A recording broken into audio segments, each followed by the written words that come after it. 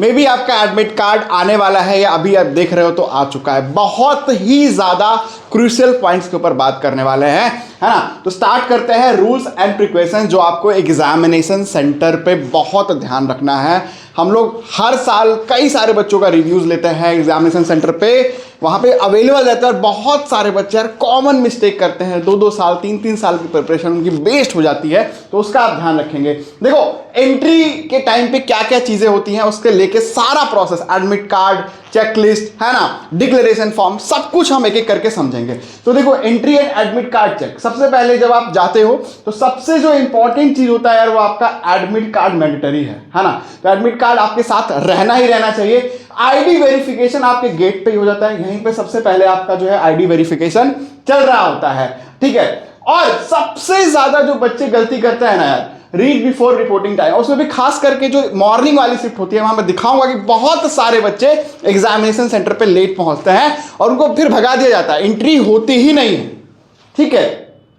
तो बाकी चीजों पे भी हम लोग डिस्कस कर लेते हैं। बहुत सारे बच्चों को पता नहीं रहता और जाने अनजाने ये गलतियां कर लेते हैं। आइटम्स जो अलाउड बिल्कुल नहीं है भाई, आप बिल्कुल भी स्मार्ट वॉच पहन के नहीं जा सकते हो, मोबाइल फोन्स नहीं रख सकते हो, कैलकुलेटर्स नहीं रख सकते हो, और ये सारी चीज़ों को, छोटी मोटी चीज़ों को आपको अपने पास नहीं रखना है, क्योंकि अननेसेसरी का वो आपको एंट्री नहीं देंगे, आपका बहुत टाइम लगेगा और वहाँ पे फर्दर आपको प्रॉब्लम्स सारी जो है होगी, ठीक है।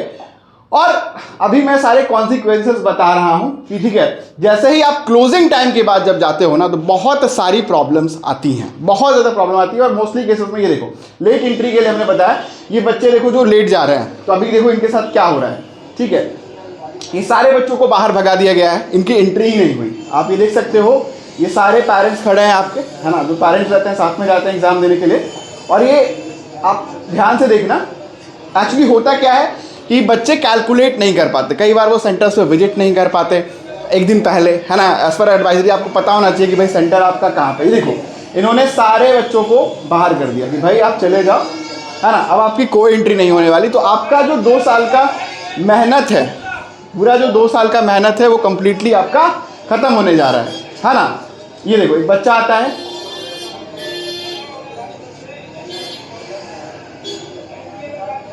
देखो बहुत रिक्वेस्ट करने पे भी इस बच्चे को बोला जा रहा है कि भाई जाके एनटीए से बात कर, अब चले जा, तेरी एंट्री अब नहीं होने वाली है। तो ये बच्चे से मैंने बात किया पर्सनली, तो बस इसने मुझे ये बताया भैया कि मैं क्योंकि कैलकुलेट नहीं कर पाया था, मेरे घर से गूगल मैप दिखा रहा था कि 2 घंटे की दूरी पे मैं पहुंच जाऊंगा, उसी हिसाब से बफर टाइम से निकल गया था। बिल्कुल भी आपको ऐसा नहीं करना है। आपको कम से कम 2 घंटे बिफोर 2 आवर्स आपको एग्जामिनेशन सेंटर पे पहुंच जाना है, भले ही वहां जाके आप वेट कर लेना, बट ये गलती बिल्कुल अवॉइड कर लेना। और देखो इस बच्ची के साथ भी यही हुआ, ये बच्ची यहाँ पे आई, इसके बाद ये लेट आई, है ना। बहुत सारे लोगों ने ट्राई किया कि भाई किसी तरीके से, जो पेरेंट्स आसपास के होते हैं, है ना, उन्होंने पुश किया कि भाई किसी तरीके से इसको एंट्री मिल जाए। कई लोगों ने सपोर्ट किया, बट इसकी भी एंट्री उन्होंने डिनाई कर दी। और ऐसे बहुत सारे बच्चे, कम से कम मेरे देखते देखते वहाँ पे 20 ऐसे बच्चे हुए जो लेट आए और उनकी एंट्री वहाँ पे रोक दी गई, है ना। तो ये आप देख सकते हो, इस तरह का माहौल, इस तरह के कॉन्सिक्वेंसेस अगर आपको नहीं फेस करने हैं तो आपको अपनी तैयारी रखनी है। ये देखिए यार, हम तो अगर पेरेंट्स से बड़े नहीं हैं, हम तो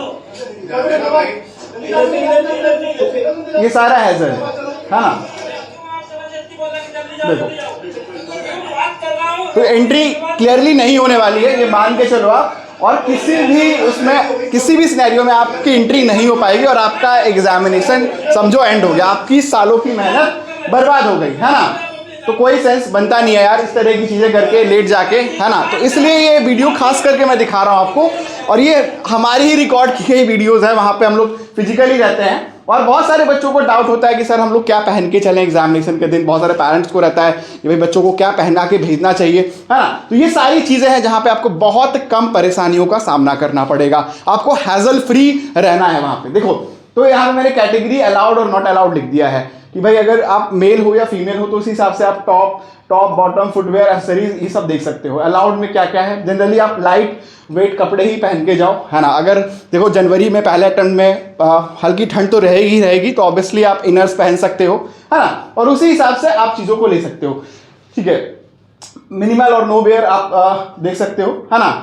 flat sandal, simple shoes, jeans salwar, ये सब ले सकते हो। Fancy pants, rip jeans, jewellery, chains, bracelet, भाई वॉचेस कुछ भी अलाउड नहीं, कैप, स्क्रो कुछ भी अलाउड नहीं होगा। तो इस चीज़ का आप ध्यान रखना, है ना। मेटल जिपर्स के साथ जो बड़े बड़े जैकेट्स होते हैं वो सब आपको ले जाने की जरूरत नहीं है। नॉर्मल जितना सिंपल रहेगा उतना ही कम टाइम लगेगा आपको एंट्री करने में। जितने मोटे मोटे आप शूज़ पहन के जाओगे उतना ही ज़्यादा टाइम लगेगा, क्योंकि उतनी तरीके से चेकिंग होती है। 15 पैकेट वाला जैकेट पहन के जाओगे तो 15 बार चेक करेंगे, 15 मिनट तुम्हारा वहीं पे वेस्ट हो जाएगा, है ना।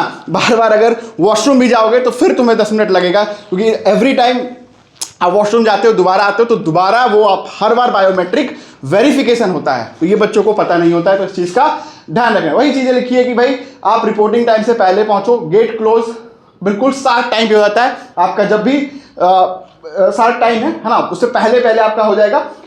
एक बार गेट क्लोज हो गया कोई एंट्री नहीं हो, ये बायोमेट्रिक वेरिफिकेशन मैंडेटरी है ना। और सीसीटीवी जैमर्स के आप उसमें रहते हो। सेल्फ डिक्लेरेशन को लेके बहुत इंपॉर्टेंट डाउट है, यहाँ पे मैं लाइव बताने वाला हूँ कि किस तरीके से आप सेल्फ डिक्लेरेशन को भरोगे। उसको हम लोग डिटेल में अभी बताने वाले हैं इसी स्लाइड के बाद, है ना। ठीक है, तो डॉक्यूमेंट रिक्वायर्ड में मैंने आपको बता दिया कि प्रिंटेड एडमिट कार्ड आपका चाहिए, वैलिड आईडी प्रूफ चाहिए, आधार कार्ड चाहिए, पैन कार्ड चाहिए, अंडरटेकिंग चाहिए और नॉन आधार डिक्लेरेशन चाहिए। तो इस तरीके से देखो, सबसे इंपॉर्टेंट यार आधार कार्ड का जो फॉर्मेट है ना वो बड़ा इंपॉर्टेंट होता है। बच्चे क्या करते हैं कि इस तरीके से, है ना, आधार कार्ड अपना लेके चलते हैं। और ये मैंने देखा है अभी भी बच्चे ऐसे जा रहे हैं। भाई आपका आधार कार्ड बहुत अच्छे फॉर्मेट में होना चाहिए, पीवीसी कार्ड होना चाहिए, लैमिनेटेड होना चाहिए, या प्रिंटेड ई आधार भी चलेगा, but it should be as original like that. It student भी कि भाई आपने मोबाइल में दिखा दिया, है ना, डिजिटल दिखा दिया, ब्लड दिखा दिया, तो वहीं पे आपको फिर रोक दिया जाएगा, क्योंकि सबसे इंपॉर्टेंट डॉक्यूमेंट जो है वो आपका आधार ही है, जो सबसे ज्यादा इंपॉर्टेंट डॉक्यूमेंट वहां पे रहता है आप सभी के लिए। ठीक है, अब यहाँ पे हमने बता दिया कि कौन कौन से जो है आपका एक्सेप्ट नहीं होगा, चाहे वो ये रहता। और यहाँ पे हम सारे प्रोसेस को बताएंगे कि किस तरीके से जो है आप सेल्फ डिक्लेरेशन को फिल करोगे। मैं लाइव अभी आपको एडमिट कार्ड दिखाने वाला हूँ स्टूडेंट का, यहाँ पे हम सब कुछ एक एक करके डिटेल में बताएंगे। तो माल प्रैक्टिसेस वगैरह से भी आपको बचना है ना, कि सीसीटीवी सर्विलेंस रहता है, एआई मॉनिटरिंग रहती है, तो जैसे भी अगर आप बातचीत करोगे वहां पे तो वो सारा कुछ जो है रिकॉर्ड हो जाएगा।